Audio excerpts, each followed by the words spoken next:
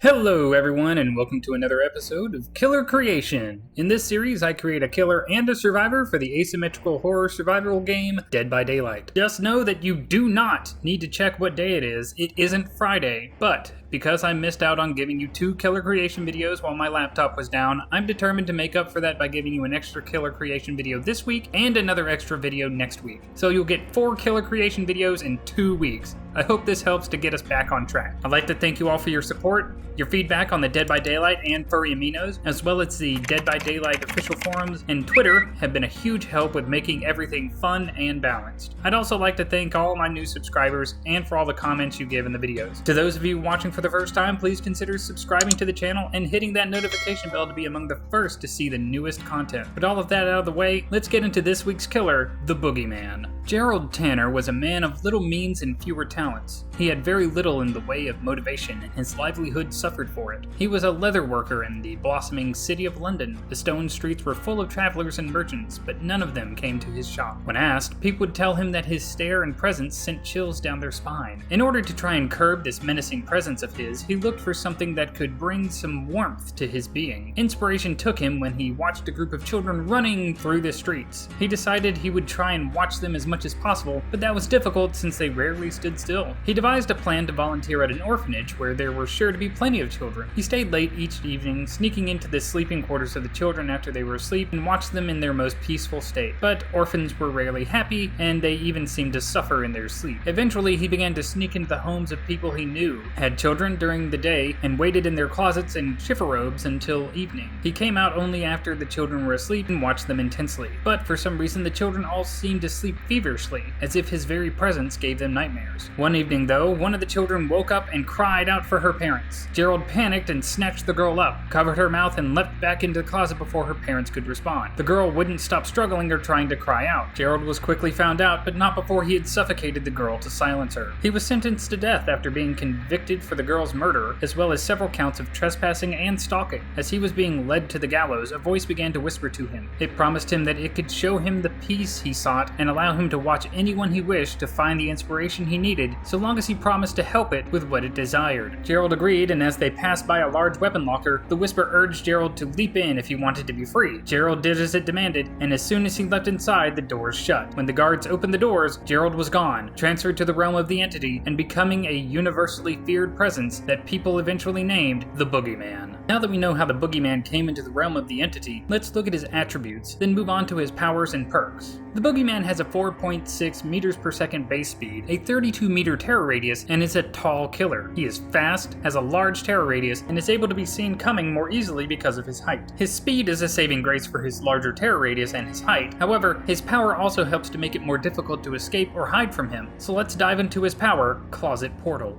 The Boogeyman can enter any locker. When he does, he can choose any other locker to emerge from. Unoccupied lockers are highlighted in yellow. Lockers that are currently occupied by a survivor are highlighted in red. If the Boogeyman chooses to emerge from an occupied locker, he emerges carrying that survivor. When the Boogeyman emerges from a locker, survivors within his terror radius suffer from the Oblivious status effect for 10 seconds. This ability has a 45-second cooldown. The cooldown is reduced by 15% for every survivor that is suffering from the Oblivious status effect. The Boogeyman can choose to charge this ability with the M2 button when in front of a locker. After 3 seconds, the Boogeyman reaches into the locker. If there are any survivors inside any other locker, the Boogeyman pulls that survivor from the locker he reached into as if they were in the locker. If there are multiple survivors in lockers when this power is used, the survivor that has been injured the most, hooks included, is pulled from the locker. The Boogeyman's second power is called Looming Presence. Survivors within the Boogeyman's terror radius suffer from a growing sense of unease. When a survivor enters the Boogeyman's terror radius, a dark cloud begins to form at the edge of their screen. When the Boogeyman is within 30 meters of a survivor, the cloud grows darker to cover 10% of the survivor's screen from the edge. When the Boogeyman is within 20 meters of a survivor, the cloud grows darker to cover 20% of the survivor's screen from the edge. When the Boogeyman is within 10 meters of a survivor, the cloud grows darker to cover 40% of the survivor's screen from the edge, and the survivors within 10 meters suffer from the Oblivious status effect while they remain within 10 meters, and for 5 seconds after they move further than 10 meters from the Boogeyman. As As you can see, the Boogeyman's powers focus on trying to prevent survivors from being able to hide or escape without being punished for the attempt. Closet Portal gives him the ability to move around the map quickly, or being able to grab survivors from around the map if they try to hide in lockers. This makes hiding almost impossible and counters perks like Inner Strength and Head On, but works well with perks like Whispers or Strider that allow you to hunt down survivors and possibly force them into lockers to try and hide. Looming Presence makes chases with the Boogeyman more difficult by not only restricting their visual capabilities, but also their ability to track him through sight or sound as he gets closer. While he doesn't have any power to actively use against a survivor in a chase, his passive abilities makes things trickier to get away. That takes care of the Boogeyman's powers. Now let's look at his perks and see what he brings to the table. The Boogeyman's first perk is called Universally Feared. Your name and exploits have gone on so long that they have become a part of every culture and are known to all from birth to death. When a survivor sees the killer, they suffer from the hindered status effect for 2, 5, or 10 seconds, and their noises are increased by 10, 20, or 30% for the duration of this effect. This perk cannot affect a survivor more than once every 180 or 60 seconds.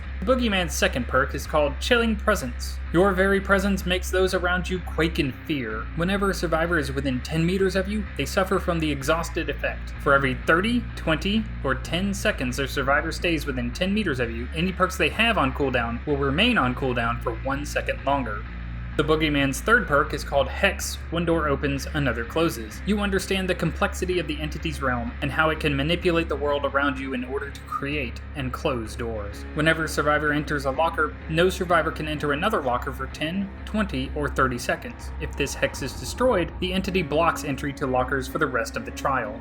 So that's all of the Boogeyman's perks. I personally think they're pretty fun and interesting. Universally Feared isn't extremely strong, but with tactical movement and the right killer, it can ping survivor locations for you, and it also forces survivors to play differently since they will want to avoid looking directly at you. Chilling Presence is a way to deal with those pesky exhaustion perks, and can actually push the cooldown on them past their normal cooldown period. And Hex, One Door Opens, Another Closes is a way to keep survivors from comboing head-on against you, and combats other perks like Inner Strength. It also prevents lockers from being used for the rest of the match if it is cleansed, making it a minor inconvenience versus a massive punishment choice for the survivors. But that takes care of the Boogeyman's perks. Now let's take a look at this week's survivor, Cyrus Kelly. Cyrus was a talented musician growing up, learning to play several different instruments during his time at school. He was offered several scholarships to different colleges, but during his first year, he found that he didn't enjoy the curriculum. He needed more to his life than study and practice. He wanted stories and experiences to put into his music. He dropped out of college and went on the road, traveling from place to place, trying to meet new people and experience new things. His travels allowed him to see and experience things he never would have, and slowly but surely he began to make a name for himself in more grounded circles as a talented, real musician who also had more than his fair share of contacts. He started to earn favors from people if he introduced them to other people. Eventually, those favors became more and more intense, and the people he was introduced to were deeper and deeper into the criminal element. It wasn't until one day that one of the introductions he was asked to make was a setup. The group he was asked to meet with had suspicions that Cyrus was passing along the information he had to the police. As soon as he arrived at the location of the meet, he was set upon by a group of thugs. He had to escape quickly and sprinted to the closest building. As the thugs looked for him, he did what he could to distract them and escape. Eventually, he was forced into the basement where he had to lock the door. He rushed down the basement stairs to find foggy corridors, which eventually led him to an open void of space where firelight flickered in the distance. Now that we know how Cyrus entered the realm of the entity, let's see what perks he's bringing to help out the other survivors. Cyrus's first perk is called the Power to Move You. You have learned the melodies of the road and how to appeal to a wide audience. Your music can inspire others to action. You start the game with 2, 4, or 6 tokens. Survivors you are performing a cooperating action with automatically receive a great skill check on that action whenever they receive a skill check. Whenever a great skill check is granted this way, you lose a token. Cyrus's second perk is called Acoustic Manipulation. You get a feel for the room and are able to figure out the way the sound works in it. You can manipulate these sounds through experience. You start the game with a token. Every 60, 50, or 40 seconds you are not in a chase, you gain another token up to a maximum of 2, 3, or 4 tokens. Whenever you perform a quick vaulting action, the killer hears the sounds and is given a notification for all vaults within 10, 15, or 20 meters.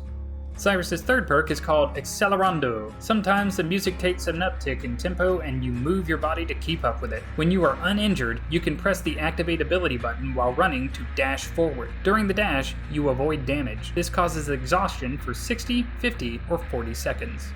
And that will do it for Cyrus's perks. I think he brings a lot to the table for a lot of different playstyles. The power to move you gives you incentive to cooperate with other survivors in the early game to boost their performance. It is also a solid early game counter to Ruin. Acoustic manipulation can make for a really fun and interesting way to confuse and distract the killer mid-chase. Combining it with Lithe or Dance With Me, or even both, can make it extremely effective. And yes, Accelerando is just dead hard for the healthy state instead of the injured state. So now you can take your pick on when you want to use the ability to dodge that one hit, when you're healthy or when you're injured. That'll do it for today's killer creation video. I hope you all enjoyed my take on the Boogeyman and that you also liked Cyrus. I think both of these characters would bring a lot of interesting new ways to play the game. If you enjoyed the video, please consider giving it a like. If you didn't, give it a dislike and let me know why in the comments. I hope you all have a great day, and as always, stay positive.